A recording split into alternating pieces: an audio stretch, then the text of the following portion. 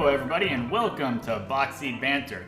I'm your host, Billy Ballas, a longtime baseball coach. I have over 10 years of baseball coaching under my belt, and a huge baseball fan. Love talking everything baseball. Today, I'm broadcasting from the pool at Chase Field, and joining me is Nicole Masterson, a former employee of Fox Sports. She's been in the sports industry for 12 years.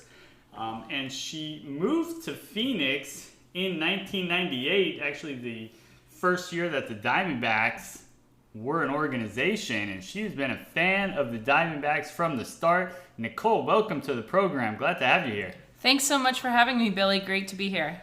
Yeah, and it's we are talking about the Diamondbacks today. They are, along with the Rays, the youngest team in Major League Baseball. They came in 1998. When the most recent expansion of Major League Baseball, although, I mean, there's talks now of future expansion. That's a discussion for another day, but so far we've got 30 teams, and it was the Diamondbacks and the Rays that brought us to that even 30. The Diamondbacks have played their entire existence in Chase Field, although it was originally Bank One Ballpark. Bank One Ballpark, the Bob. I mean, that's just... It sounds so much better than Chase Field. Honestly, I think they should change it back. It's pretty iconic at this point. Do people still refer to it as the Bob? I had a hard time not referring to it as the Bob for a really long time, to be honest with you. Yeah, I know, like, a lot of times, you know, in Southern California, in Anaheim, there's that arena. I think it's currently the Honda Center. Mm-hmm. You know, I always know it as the Pond, and some people actually refer to it as the Ponda Center. Yeah. But yeah, the Bob is a great sounding name. And it works with the mascot, too. Mm-hmm, yeah. But so, what is it like going to games there at Chase Field or the Bob, whatever you want to call it? It's honestly really nice because the stadium is pretty modern. Mm-hmm. You got the cool pool out there in right center, so that's really nice. And to be honest, that was actually my first baseball experience to my memory. I grew up, before we moved to Arizona, I grew up in the San Francisco area, and I'm sure we went to one San Francisco Giants game here or there. But Chase Field is really, the first ballpark that I remember. So I've done a couple opening days there. We were season ticket holders for about 2 years when we first moved there. So that's really like my ground basis of stadiums, which is nice because it's pretty modern, like I said, and it's a newer stadium, so you have that going for you as well. Yeah, and I bet Chase Field was a little bit warmer than the stick there up in San Francisco. Just a little bit. Avoided those ocean breezes. And it's although it's a little cooler now at Chase Field because, you know, they put the turf in. Correct. I think is this the first or second year that the turf has been? I think it's the second year, but I could be wrong, yeah. And, you know, I'm always a fan of natural grass, although the newer turf does play closer to natural grass than that old original AstroTurf. And they put the turf in because they would have to have the roof open. Right, just to grow the grass. To grow the grass, and the stadium would get so hot. And then when they close the roof for game time, because it's well over 100 degrees, and the AC bill was astronomical. Yeah, so, it's truly what it was. And like you said, to grow the grass, they would have to leave the roof open. The cool thing is you would start the game with the roof closed a lot of times in the summer, obviously when baseball's going on. And then in the 6th, 7th inning, when it finally cooled down under 100 degrees in the middle of the summer, they'd open up the panels in the outfield. So that would be cool, especially if it was monsooning outside, which you get in the summer sometime, a lot of times in the Phoenix area. That would be awesome. But yeah, I mean, I think the AstroTurf is probably, in the long run, a better idea. Obviously, you would love to have natural grass if you could, but just because of the structure of it. Yeah, I'll allow it. And, it is definitely hot in the desert, and the Diamondbacks were hot out the gate. They, as we mentioned, began playing in 1998. They won the NL West in 1999, the fastest expansion team to win the division. They won it again in 01 and 02, then in 07, then most recently in 2011, and then they were the wild card team in 2017. So 6 postseason appearances in their brief history. And they won the pennant there in 01, and they won the World Series that year against the Yankees. A great 7-game series there. And so you're 10 years old at this time about. Yeah. What was it like watching that World Series then? Yeah, it was insane. My father's actually from the East Coast, so he is a Yankees fan. He's from New Jersey, so I had to deal with a very loyal Yankees fan telling me that I can't watch the World Series with him in the same room because I was actually rooting for the other team. You know, when you move to Arizona the same year as the team gets there, it becomes an easy choice to kind of latch on to them. You want to be cool with the rest of the kids who also gravitate to the same baseball team. And I wanted the Diamondbacks to win, and he was a lifelong Yankees fan, and so he wasn't having that. So I was banished to the office to watch my Diamondbacks beat his Yankees. What, the Yankees won like 4 out of the previous 5, was it? And he can't let you have that one? You know, no. He was not ready to let me have that one. Although at that time in America, I think we all would have been okay with New York winning. But that year, Luis Gonzalez pulled it out. Hard to be mad at it. It was a great World Series, and we'll talk about that as well as plenty of other Diamondbacks history throughout the podcast. Nicole, last week on the program, I talked about the Giants, and the trivia question was, who are the 4 Giant players who have had at least 3 splash hits? You know, that the McCovey Cove is such a great target for batters, especially left-handed batters up there at Oracle Field. And there's been 4 Giants who have had at least 3 splash hits. Last week, Matt Hutchinson was a guest. His was our guest, and his answer to the trivia question, his guess was he gets Barry Bonds, Brandon Belt, Pablo Sandoval, and Brandon Crawford, and he got 3 out of 4 correct. Bonds has 35, by far the most. Brandon Belt has 9 splash hits, and Sandoval has 8. Crawford does not have at least 3. Do you have a guess? It's a tough one. I would not have thought that this guy. Those top 3 kind of cover it for me. Yeah. If I had to guess a 4th, I think you should just tell us. It's tough because I don't picture this guy really as a longtime Giant, and I don't picture him as a power hitter either. Denard Span. Oh, no, I definitely would never have gone 5 there. splash hits. Impressive. Wow. Pretty good. Yeah, so, I mean, good job to Matt for naming 3 out of the 4. I would not have gotten Denard Span either. Which brings us to this week's trivia question about the Diamondbacks. So, in their history, the Diamondbacks have had the first overall pick in the draft twice. That's happened in 2005 and then again in 2015. So, Nicole, do you know who they've drafted 1-1 overall in those 2 draft picks? And, you know, listeners, if you have any guesses, you can always throw those out there on Twitter or Instagram at Boxy Banter on both of those platforms. So, Nicole, any guesses? 2015, we're going to go with Dansby Swanson. And you said 2005 is the other. I think we're going to have to go with Justin Upton. Okay. How confident are you in those? Mostly confident in Dansby Swanson. I'd say about 99%. And Justin Upton, I'm going to go with about 92%. Okay. So if our listeners, if you agree, if you want to, if you disagree, you can throw guesses out there, and I will reveal the answers on the program next week. Now, the Diamondbacks were originally owned by Jerry Colangelo. Yes. Who's long basketball history. Long Phoenix sports history. Suns, Diamondbacks. He kind of brought them to downtown more so than anybody else in the Arizona sports history. Yeah, so huge presence there in Phoenix. He owned the team from its beginning until 2004, and then he sold the team to Ken Kendrick, who's been the owner since then. He's the current owner. What do you think about Ken Kendrick?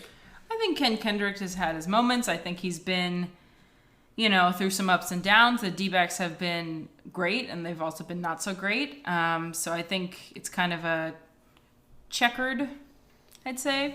They have 2 titles in his tenure, so that's nothing to be ashamed of. But at the same time, they also haven't reached their pinnacle. I think when you start so well, 98 to 01, it's kind of not disappointing, but you're getting into those middle years now. They're not a young high. Yeah, exactly. They're not a young team anymore. Right. So you kind of hope that they rise to the top, that Derek Hall and Mike Hazen can kind of bring back that dominant pitching and really a dominant lineup that they had there in the early years. Mm-hmm. And so now their general managers over the years, they had Joe Garagiola Jr. He was their first GM until 2005. Yep. Then Josh Burns ran the team from 2005 to 2010. Then Kevin Towers, a familiar name in the NL West, he was a GM from 2010 to 2014. And then when, most organizations were zigging, the Diamondbacks zagged when they hired Dave Stewart as their general manager, and he was at the helm from 2014 to 2016. Then you just mentioned Mike Hazen. He's their current GM since 2017. Garagiola Jr., he was the GM when they won that World Series right off the bat there in 2001. So, he clearly did an amazing job there at the beginning. But what are your thoughts on some of these other GMs? How have they done? Yeah, Garagiola Jr. certainly set the bar pretty high, like you mentioned earlier. He was definitely one of those guys that was involved with the organization for a really long, long time, and it was definitely something where they were successful right off the bat. So he kind of set the standard, right? Mm-hmm. And then, with Josh Burns, they had more successes in 2007 when they had another NL West title, which was great. But they, obviously fell short there of the NL title and the World Series. And since then, it's kind of been, like we said, back and forth. So you hope that Hazen can turn it around and kind of establish. Now they're going to have to establish a young core, obviously, because they did so much at the trade deadline this season. Mm-hmm. And Hazen, right when he got there, with Dave Stewart, they kind of been struggling. And then Hazen's first year in 2017, they had a great year. Right. They won the wild card, and they had that wild card. They had the wild card game against the Rockies. And some of our listeners may have noticed your last name matches that from a guest a couple weeks ago, Anthony Masterson, and I believe there's a slight relation there. Yeah, a house divided, if you will. Yes, my husband is Anthony Masterson, and that was definitely an opportunity where we did not watch the game together. He stayed at the house. I went to the local sports bar, and it worked out well for me. Thanks, Archie Bradley. But did not work out so well for him. Well, both of you guys could take solace in the fact that whoever won that game was going to lose to the Dodgers. That, unfortunately, is very true, Billy Ballas. Unfortunately, yes. Always little brother to the Dodgers. It's seemingly, especially the last 5 to 10 years. Recently, especially. But yes. They got that title in 2001. And so let's talk about some of the managers, and let's see how well you're able to remember some of the managers. Yes. Their first manager was a 3-time manager of the year. He's actually won it every 10 years. He won it in 94, 04, and then again in 2014. Yes, Mr. Buck Showalter. Mm-hmm. And an interesting thing about him with the Diamondbacks, so he was their manager at the start. He was there when Chase Field was being built. And under his guidance, the visiting dugouts in Chase Field, are you aware of the differences between the home dugouts and the visiting dugouts? I don't think I am. So the benches in the visiting dugout are the length of them, or the width of the support under your legs is different because it makes your legs fall asleep more or something. It doesn't support your legs as as a bit of gamesmanship there. So when the Dodgers are in town and Kershaw pitches there, he will sit on a folding chair. You will never see him sitting on the dugout while he's pitching. So that was something that it was Buck Showalter's idea there. Sounds like him. Yeah, and so Buck Showalter was fired after the 2000 season. It's a funny thing about Showalter. His first 2 managerial jobs. He was in New York, and then he was fired there in 95, and then he was in Arizona, and then he was fired in 2000. Both teams won the World Series immediately after he left. Right? That means he was building. He just wasn't given the proper time, right? Yeah. Obviously, you see him on a lot of the highlight videos when you do the look backs, especially to the early years. And I think it's one of those things where, he did win one.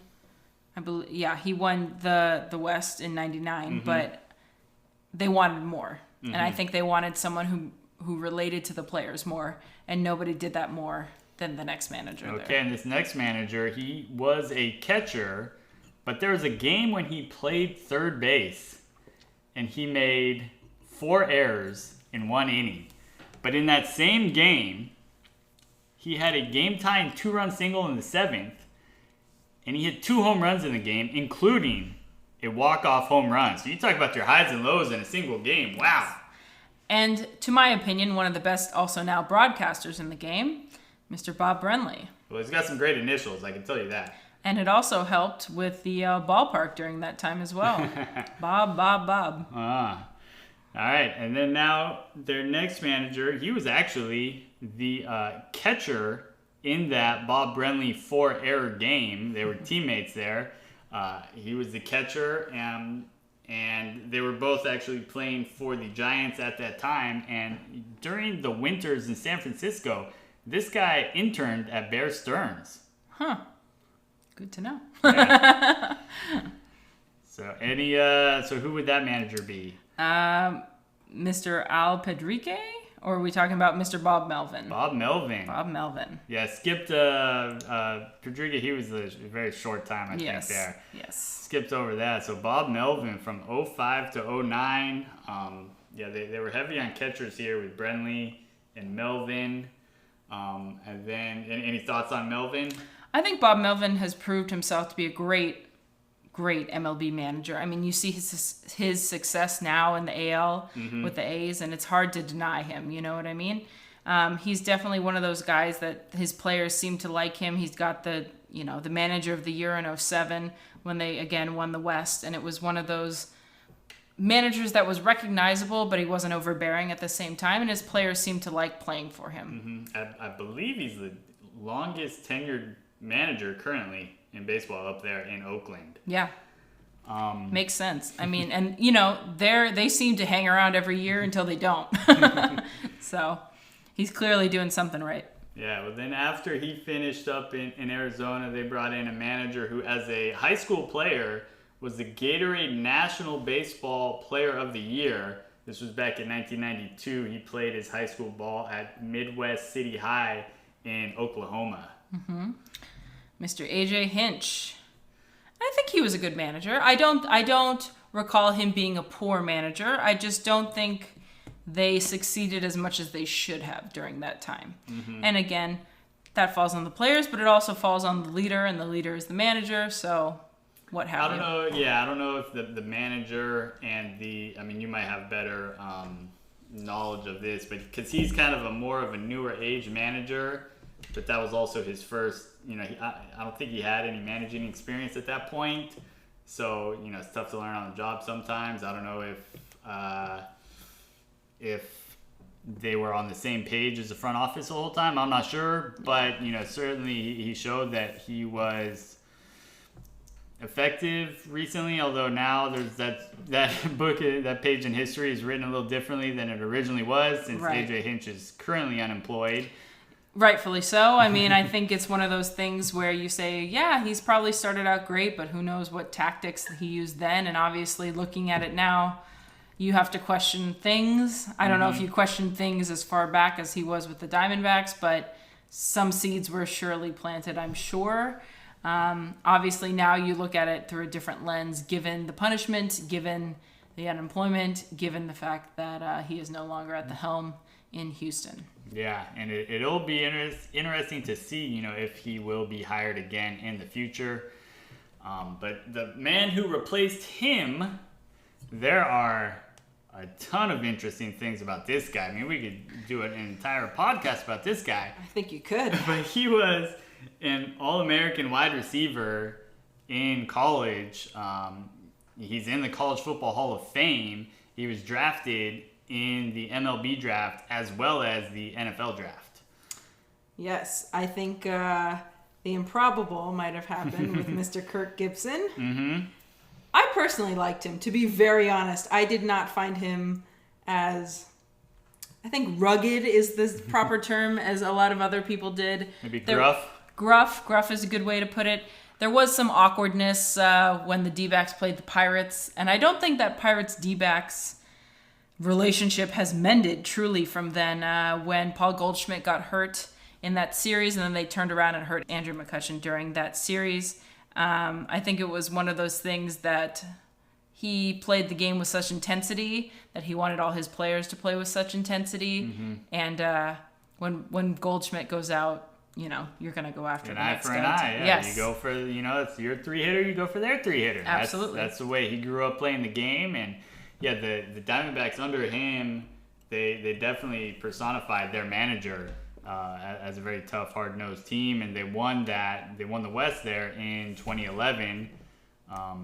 And then they lost, I believe, to the Brewers there at the hands of Ryan Braun. So a tough loss there in the postseason, especially in retrospect. Right? How do Diamondbacks feel about that season now? Yeah, not great. It's hard to when you lose at the hands of someone who you think, oh, they're great, and then they turn out to be a steroid user. It's hard to swallow that one.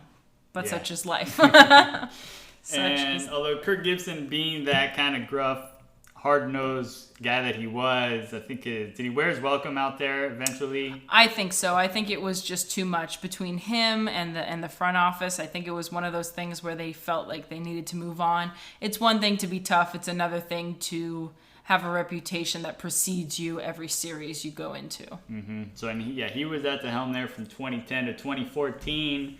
Then they moved on to this manager who was the batter in a very famous minor league clip. There's a play where the outfielder Rodney McRae is running down a fly ball in the outfield, and he runs through the wall. I'm sure all our listeners have seen it. Well, this manager is the one who hit that ball. Yes, we're talking about Chip Hale. Yep. Yeah, he was there from 2015 to 2016. Couple down years for the Diamondbacks, right? Was there anything noteworthy in his tenure? Not truly. I mean, these are the years where you think what could have been if they could have surrounded Goldschmidt with a little more help. Mm-hmm. These are the years where you say, oh boy, he's getting, not that Goldschmidt is old, but he's getting up there, and you want to give him as much help as possible, and they didn't, to be frank. And then we move on to the current manager of the Diamondbacks, who won the Manager of the Year award in his first year there in 2017, as they won the wild card that year. Yeah, by all accounts, Torey Lovullo is truly a player's manager, which I think is a good precedent to set with this organization. They have now kind of an even keel in the front office, I think, and I think their managerial pick reflects that as well.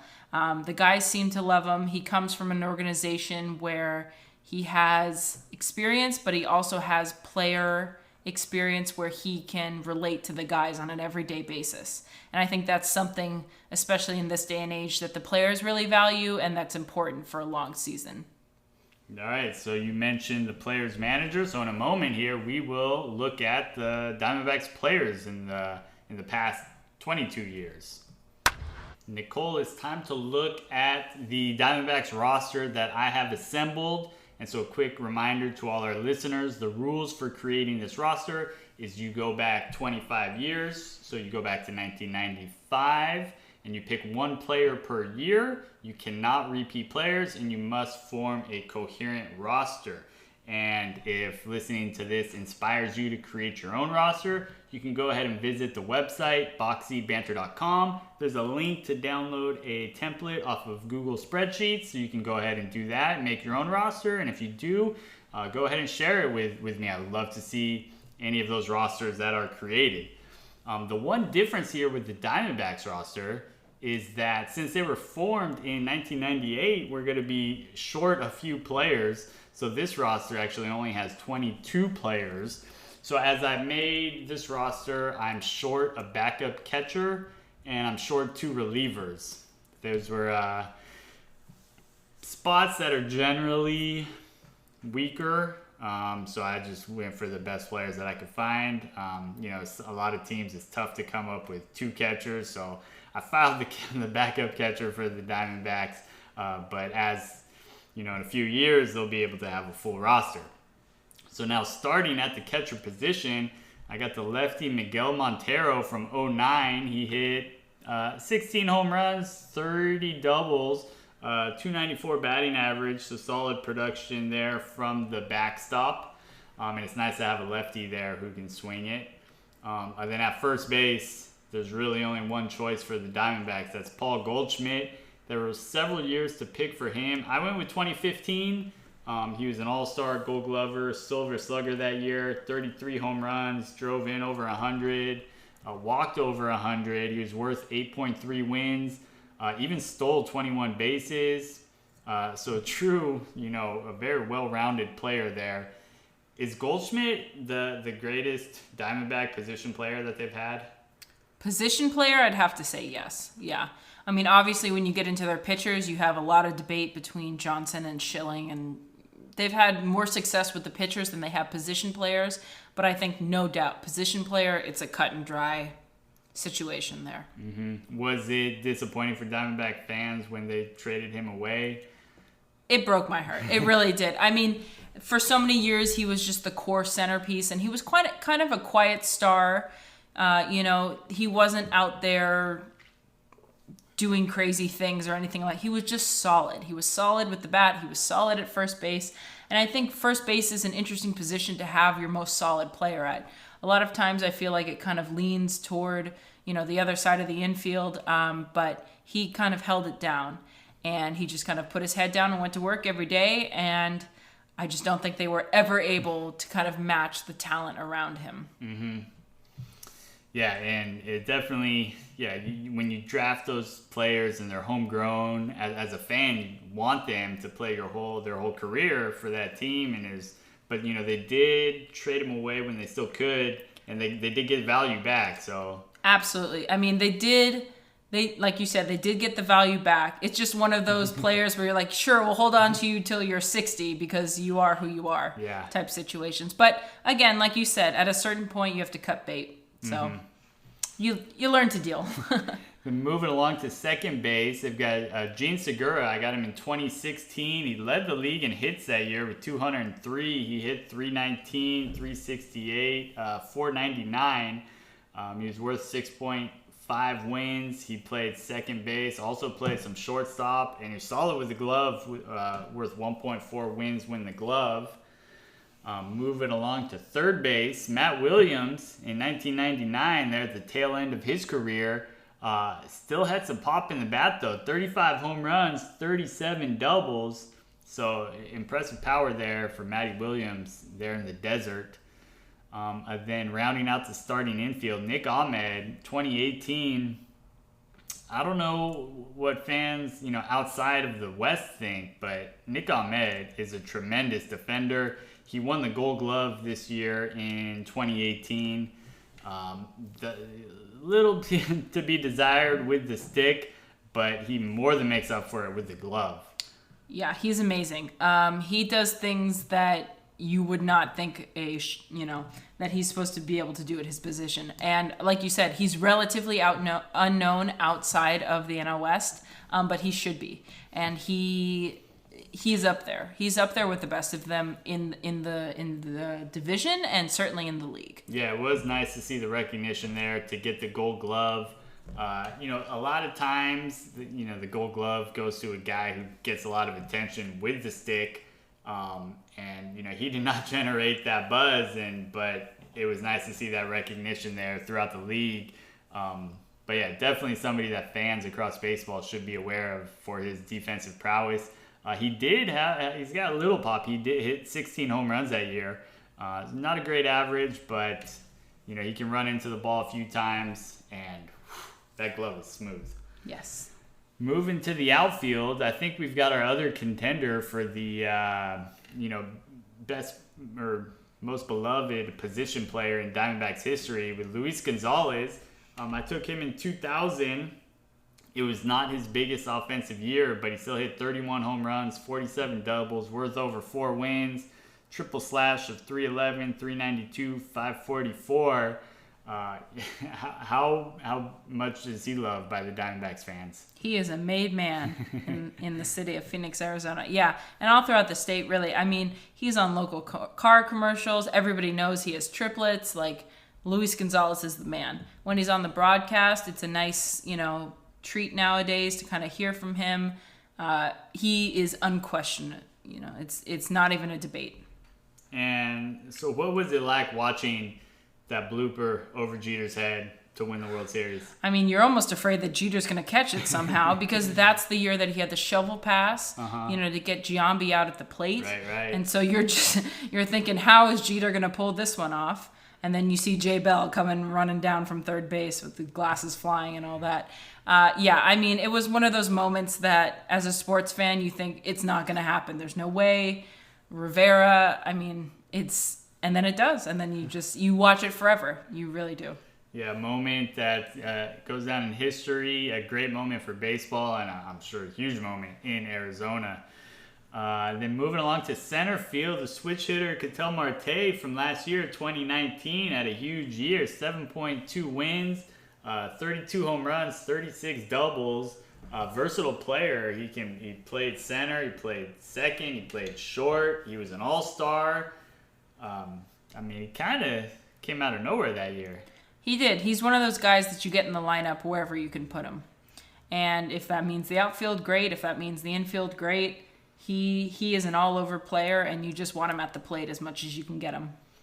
Yeah, and it's nice he's got that versatility in the field and at the plate being a switch hitter. Yep. And then as we move along to right field, I got Justin Upton in 2011. He was worth 5.5 wins, 39 doubles, 31 home runs, triple slash of 289, 369, 529. He was an all-star and a silver slugger that year.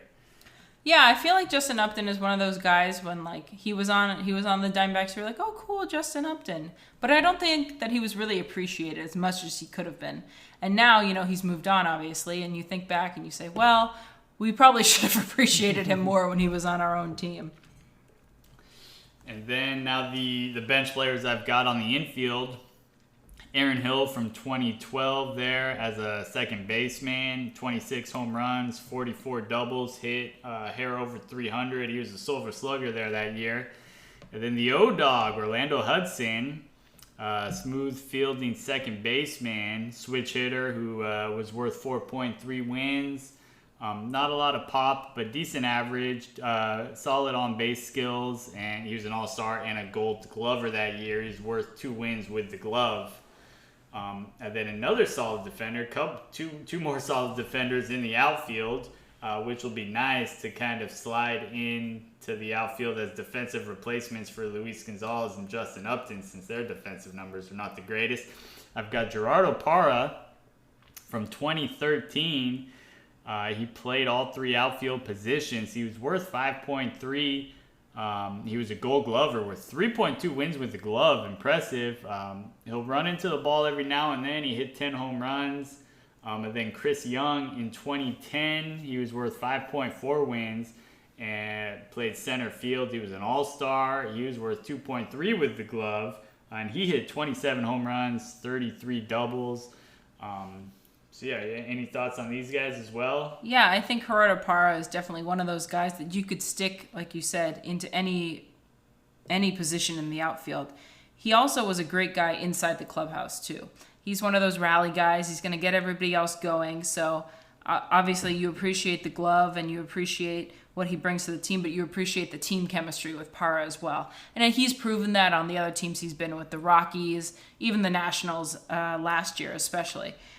Chris Young was also great, like you said, in center field. CY, you definitely get his expertise there, and also with the bat. I mean, it's hard to argue with 27 home runs in that regard as well.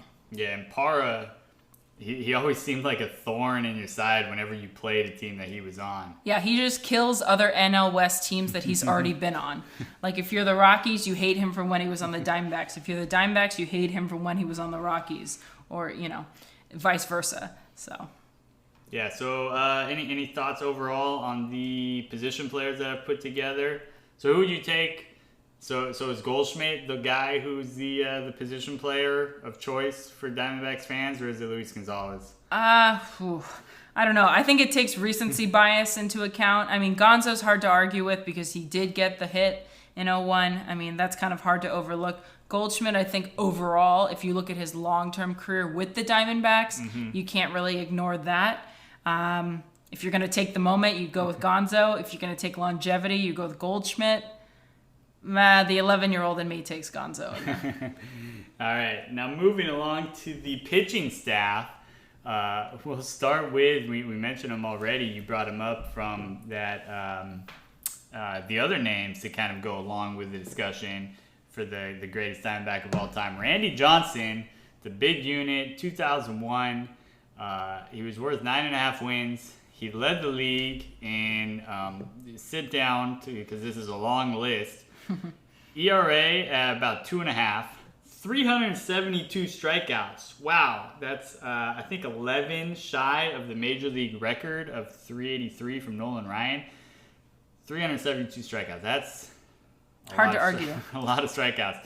Led the league in ERA plus at 188, in FIP at 213, in WHIP at a minuscule 1.009, and in hits per 9 at 6.5, and in strikeouts per 9 at 13.4. He went 21-6 that year. How'd he ever lose 6? I don't know. Who beat him? We don't remember. He was a Cy Young, and he was an all-star that year. Incredible year from Randy Johnson. And also, in the postseason that year, he had, in my opinion, the greatest postseason of the wild card era. Yeah, it's hard to argue with what he did, both starting and coming in as a reliever. I mean, coming in as a reliever in that game. How do you... No days rest. No days rest. How do you go from, I believe it was Schilling, to Johnson? Like, who wants to face that, you know? Even with no days rest, you got to think, like, this guy's crazy. He just threw yesterday, and now he's going to come out again, and he did, and what did he shut him down. And it was against, the Yankees. Like, It was a dynasty. They had won 4 of the previous 5, and I think he had 3 wins in that World Series. Yeah. I mean, truly incredible. Plus, he's got the 20 strikeout game. I remember as a kid, like, that was on the morning announcements. Seriously. The only bummer about that game is it went extra innings, so it's not officially classified as a 20 strikeout game, even though he had 20 strikeouts in 9 innings. As a person, like, I think the technicality of it, obviously you understand, like, the personal stats, but it's hard to even argue with. He was just dominant. He really was. He, especially being a lefty, it was just a whole different perspective, and he really did. He shoved. I mean, he really did. Yeah.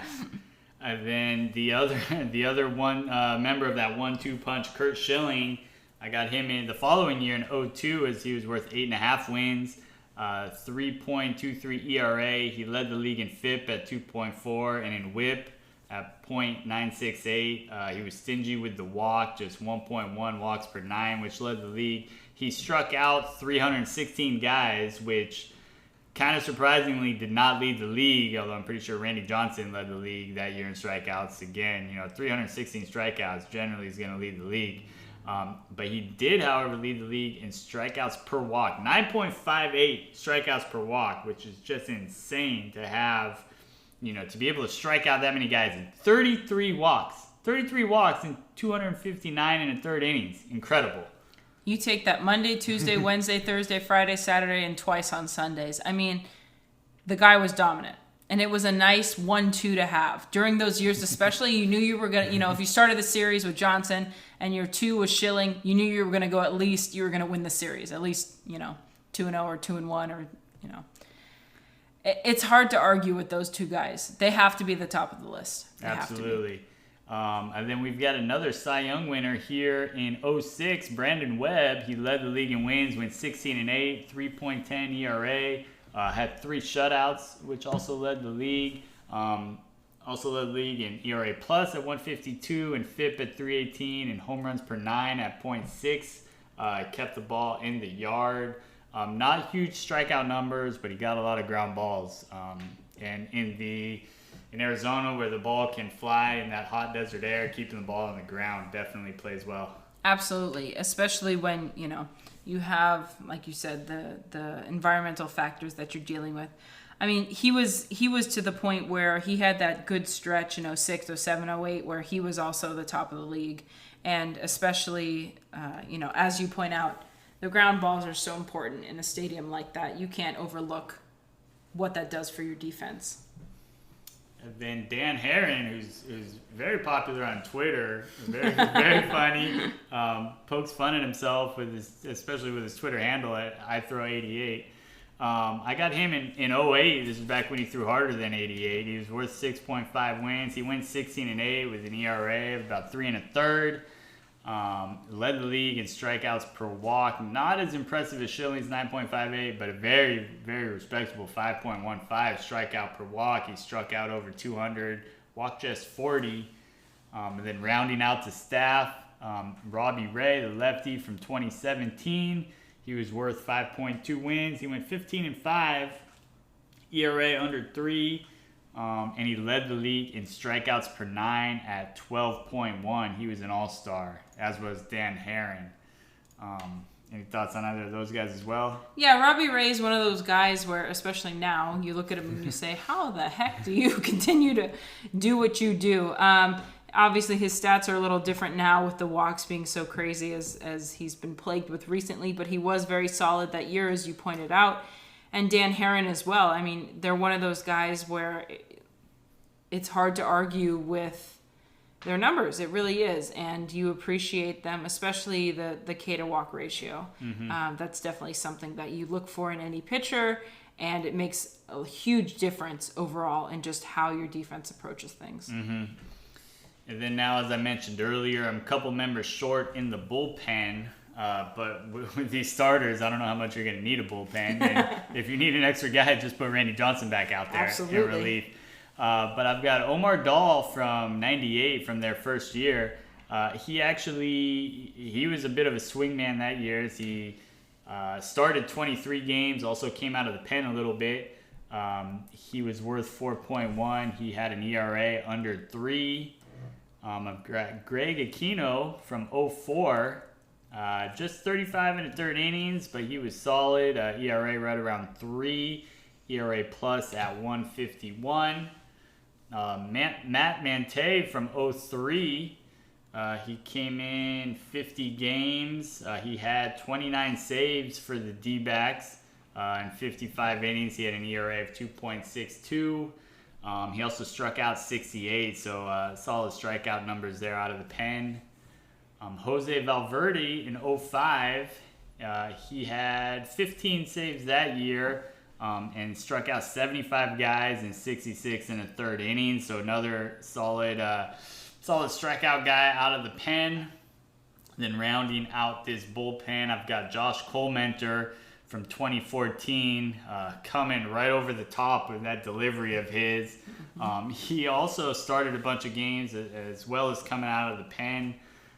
So in this shortened bullpen, it kind of worked out where I've got him and Dahl to give you length to go multiple innings if you need be, since we're down a couple guys. But he had an ERA around 3.5, ERA plus of 108, so slightly above average there.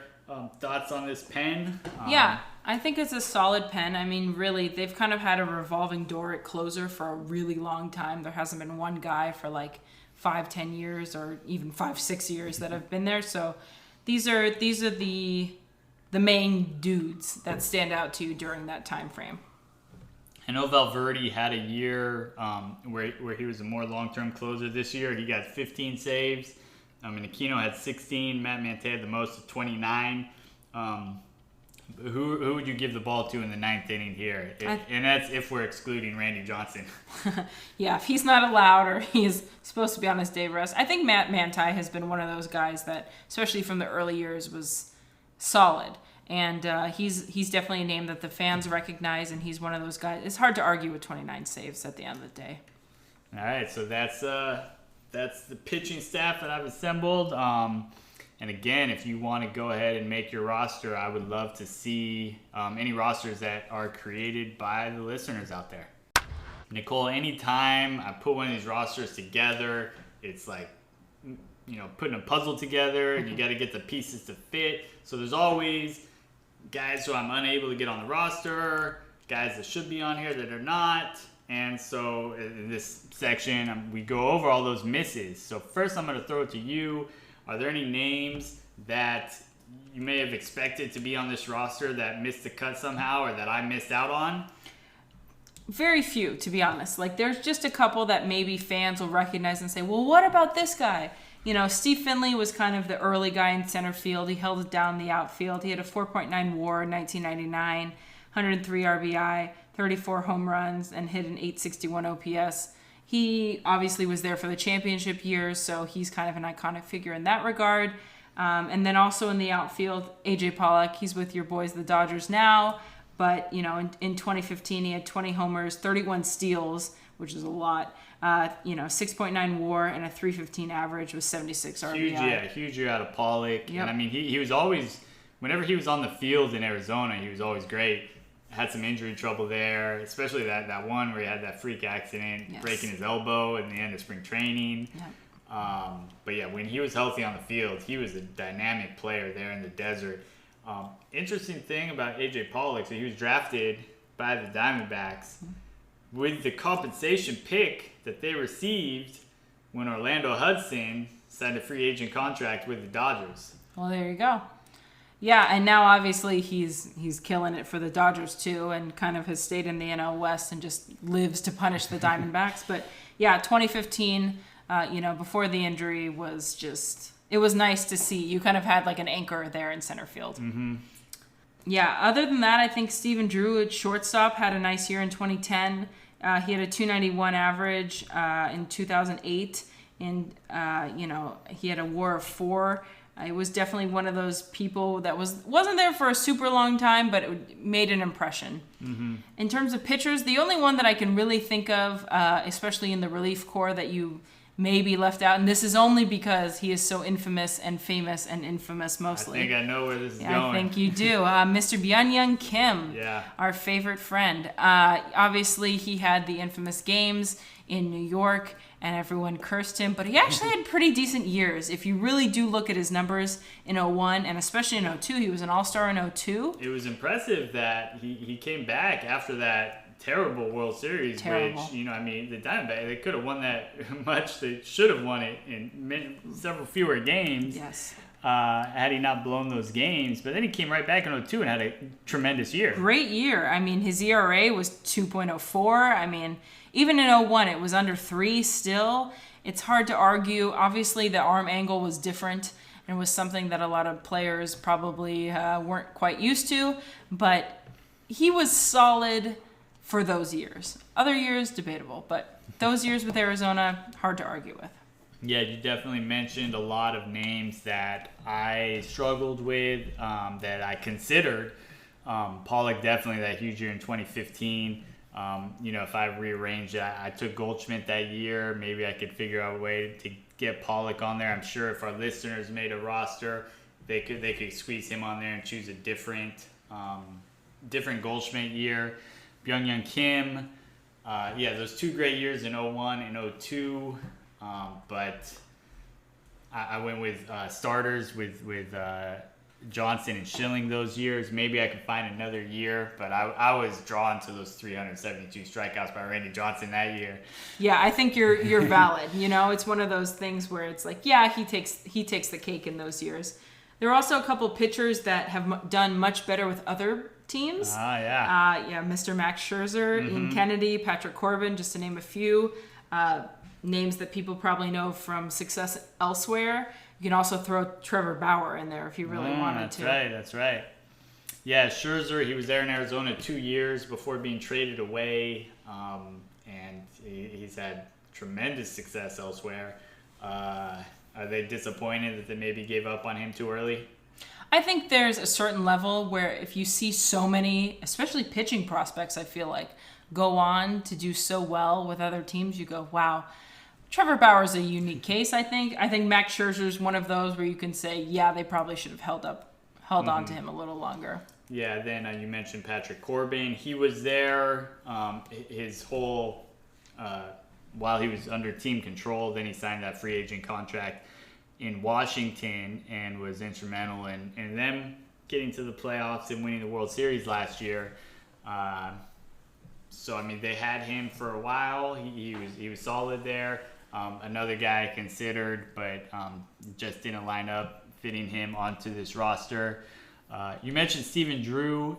He had some solid years there. I feel like he was kind of a disappointment overall. Like he came in with a lot of fanfare, lefty hitting, shortstop.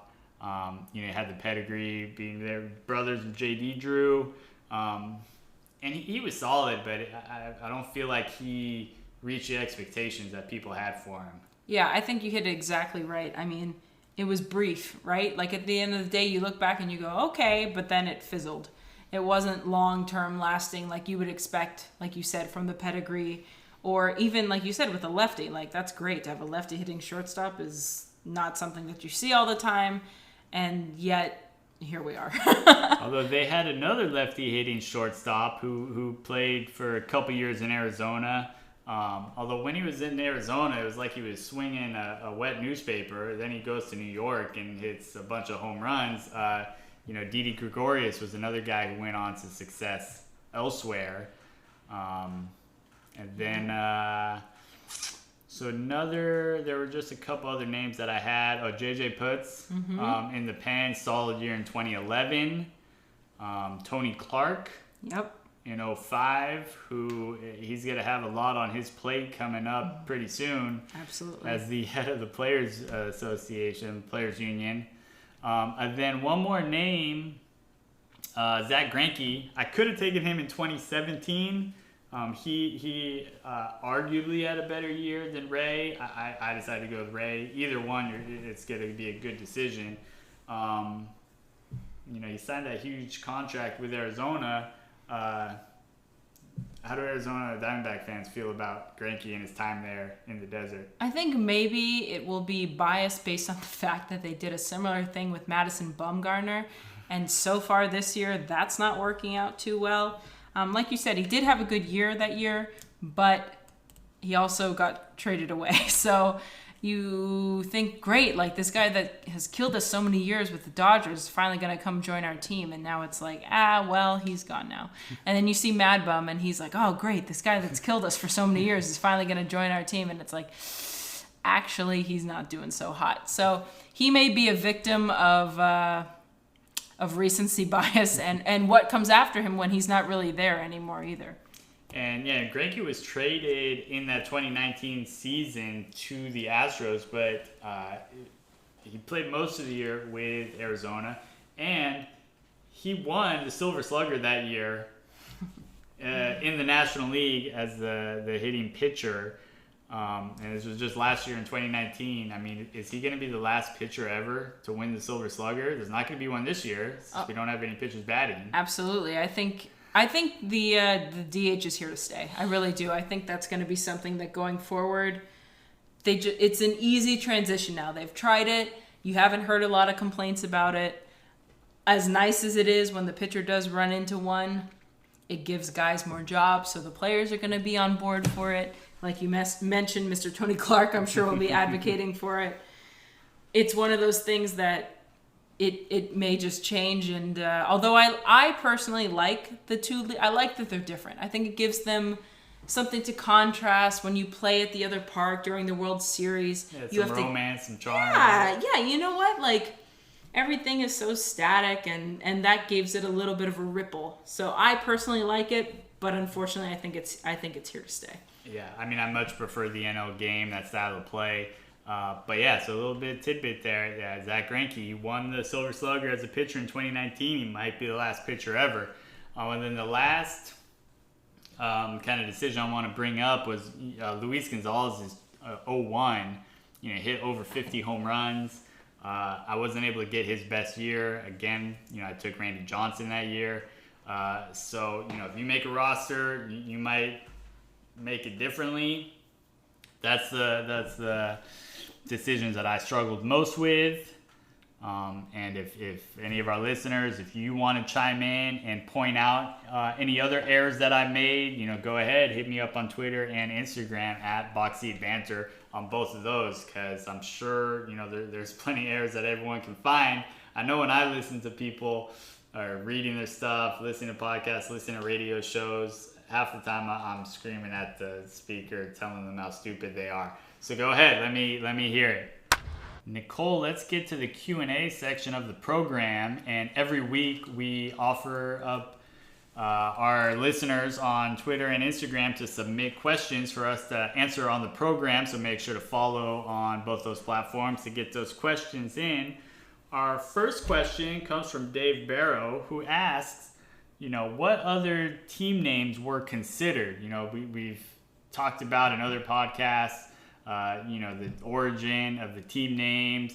And when you go back to these teams that have been around 100 plus years, they may have started out as a different team and changed names along the way. Well, nowadays, when team names are formed, they're a lot more scientific, and there's market research that goes into this. And the Diamondbacks clearly have not changed their name in the past 22 years since they were formed there in '98. Do you know any other names that were considered, or maybe, if you had a chance, what would you have named them? I don't know off the top of my head any other names that were actually considered. A lot of stuff in Arizona is Bobcat or Wildcat or Lynx or something to do with wild cats that exist in the mountains region surrounding Phoenix, which is actually true. I've had bobcats on my parents' house. I've had bobcats in the palm tree in front of my parents' house. Diamondback always seemed fitting. When I was about 10 years old, we had to call the fire department to remove a Diamondback from our front yard because we could not get into our house because it had just decided that it wanted to take up living in our front porch, and we weren't having it. So that name has always seemed fitting to me. But yeah, there's a lot of wild cats, not only just the University of Arizona, but in general that people seem to latch on to. Yeah, the Diamondbacks, it seems fitting. It's the Wildcats you mentioned. There's too many Wildcats. Too many. Diamondbacks, I don't know any other Diamondbacks. No. At the collegiate level or anywhere else. So specific and good. Yeah, it's fitting. Some of the other, I guess, names, there was a contest there, a naming contest, or some of the other finalists that were considered were the Phoenix. Okay. Which... I get it. It's a little too on the nose, right? You're going to have them play in Phoenix and be the Phoenixes. It's a little odd. The Arizona Phoenix who play, it's no. The Coyotes. Which obviously the hockey team took, yes. Mm-hmm. And then the Rattlers. Rattlers, which is the name of the indoor football arena team, yes. And the Scorpions. Again, Arizona fitting, but I don't know. Diamondbacks kind of suits them. I think they did well with the Diamondbacks. Now we've got a question from Jordan Lykover. Why did Randy Johnson hate that bird? Obviously, he must have pooped on his car pregame. That's the only reason. No, that's one of the most incredible pieces of video. You could not recreate that if you tried a million different times.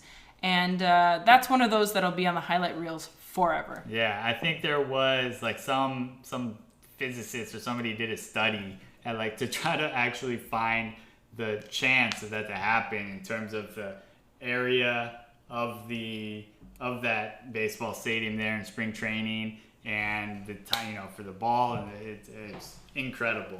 I have a philosophy where every time you go to a baseball game, you're going to see something that you've never seen before and that you'll never see again. That's definitely qualifies. I think so. Definitely qualifies. All right, so now this question is a little more serious. Joey Harmon asks, did Greinke's comments about the Shelby Miller trade lead to Miller's collapse? And for our listeners there who are unfamiliar with this, the Diamondbacks traded away Ender Inciarte and Dansby Swanson for Shelby Miller. There were a couple other pieces involved in the trade, but that was pretty much the meat and potatoes of the trade. And Greinke was frustrated and disappointed by how much the D-backs gave up in the trade. It's normally very odd and rare to see a player make comments like that in the media, especially about a player who's coming into your organization, but Greinke has no filter and he lets us know what's on his mind whenever he does speak to the media. So, did his comments maybe affect Shelby Miller when he came over? I don't think it affected Shelby Miller. I think, unfortunately, it was a predictor of what would be true. I mean, the Shelby Miller trade is probably one of those that you look back now, and obviously because of the injury, you just say, whoa. Like, you wish you could go back and undo it every day. Dansby Swanson is obviously a major piece there in Atlanta, and Andrew Inciarte has been, awesome as well. He makes awesome catches, so it's hard to argue with that. But I think Shelby Miller just unfortunately ran into some bad luck. And I don't think, at the time when Greinke made those comments, he was thinking about the success of his team and the pieces that were around him. So I don't think it was a personal affront to Shelby Miller. Mm-hmm. Unfortunately, it was a predictor of what was to come, though. Yeah, and Greinke is he's a very intelligent player, and he's very involved in, the roster construction. I know when he signed with the Dodgers, when he met with the GM before, as he was trying to determine who he wants to sign with, like, he came and was discussing their players and their minor league farm system and some of their prospects because he wanted to know who was going to be on the team. And so he was very aware of all of that. And, in off days, he would like scout players and go with the, scouts and sit there in the stands and just watch players. So he's very knowledgeable about prospects. So yeah, you said, it was accurate. It didn't really affect him, but yeah, they probably gave up far too much to get Shelby Miller. And Greinke, yeah, definitely has the knowledge of that.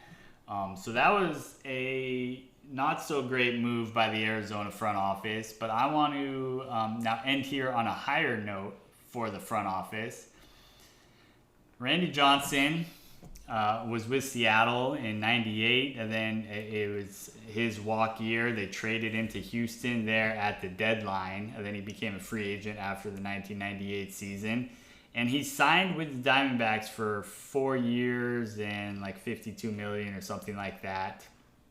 Was that the greatest free agent signing ever? Without question. I mean, without him, they don't win the World Series. Without him, they don't have that early success. Without him, they don't get put on the map. I mean, as an expansion team, you're always looking for the guy that's going to define your franchise. I still think he defines the franchise, 20 years later at this point, almost 20 years later. It's hard to argue with what he brought. It's hard to argue with the notoriety that he brought. It's hard to argue with the performance that he brought. Not only just in the World Series, but over every time he went on the mound. Mm-hmm. And I can't think of anything that comes close. And it's funny because, so again, he was signed after that 1998 season. There was another pitcher who had a great 1998, Kevin Brown, who played down in San Diego for a single year in '98 after some time in Florida. And the Dodgers signed Kevin Brown to what was then a record 7-year, $105 million contract, the first $100 million contract offered to signed by any player. And so, the Diamondbacks were able to get Randy Johnson for about half of that. And Randy Johnson goes out there and wins the Cy Young Award in all 4 years of that contract. And then he signed for longer. He pitched in Arizona for a little bit longer. Was traded to New York. Came back to Arizona later on. But yeah, that was, there's, what else could you ask for? Again, he, as you said, put Arizona on the map, was instrumental in their division title in '99. And we mentioned his postseason run, in my opinion, the greatest postseason performance in a pitcher in the wild card era. So that's, since '95 essentially.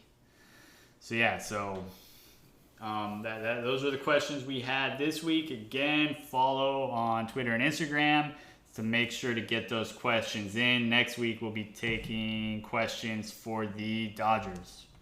Nicole, it is time to grade the roster, and as I grade the rosters, I do it against all the other rosters that I've created. I have access to all of those. Nicole, you do not, but you can kind of hypothesize how they would do against some of the other teams. So what do you think about this roster? What do you think its strengths and weaknesses are, and what letter grade would you assign it? I think this is a very good roster overall. I mean, you have the main guys, Goldschmidt, Johnson, Schilling, Webb, Gonzo. I mean, it's hard to argue with any of those guys. Certainly, I would give it a solid B plus. I mean, the only guys that I would even think are missing are just the debate in center field, since you can call Ketel Marte an infielder if you really wanted to. But truly, I mean, you hit the major guys, and not every team is going to have a solid dude at every position, especially in a team as young as the Diamondbacks. Yeah, and I think that this team is very solid defensively. Nick Ahmed, tremendous at short. Segura, he can play either middle infield spot. So he's gonna be solid there at second base. Some great backup outfielders there on the bench, and the O-Dog as well as second base. So great defensively. I would like to see some more pop. I was unable to get Gonzo's huge year, his 50 homer year. I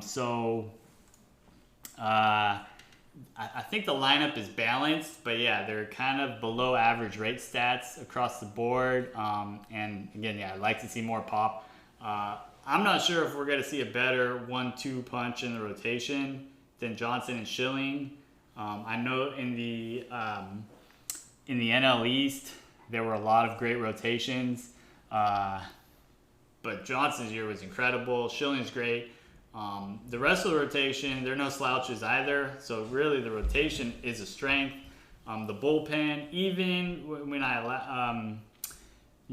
allow for those missing years, as I'm short two guys in the pen, I think the pen is one of the weaker parts of the team. But yeah, it's tough to find all those, a dominant arm in the pen when we're short a couple guys. But also, I don't know how much we're going to need the pen with that strong rotation. But all that said, I give them a solid C+. I think that they could be very good. But some of the other teams are deeper overall roster-wise, and then have stronger pens. But that 1-2 punch, it might be enough to carry? It might be, yeah. So, we'll see. It's tough to see how it would actually play out on the field. Yeah, when you expect 7-8 from your starter every night, especially 8, maybe 9, especially back then. Maybe not now, but back then, it's hard to argue.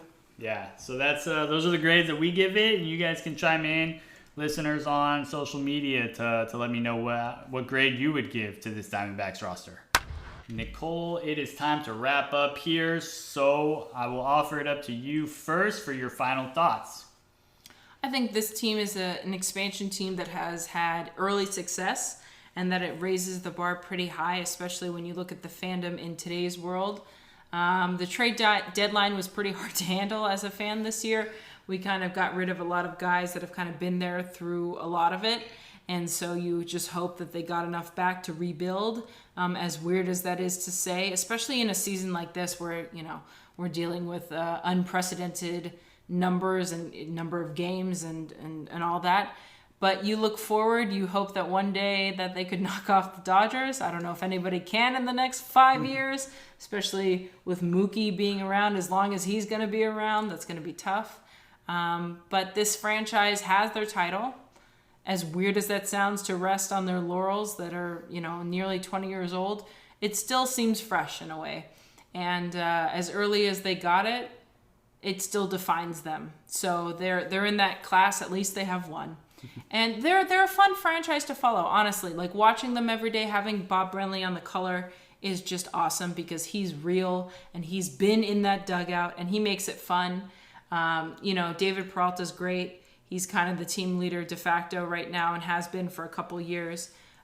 Losing Goldschmidt was hard, but, somebody else will come and somebody else will take that title.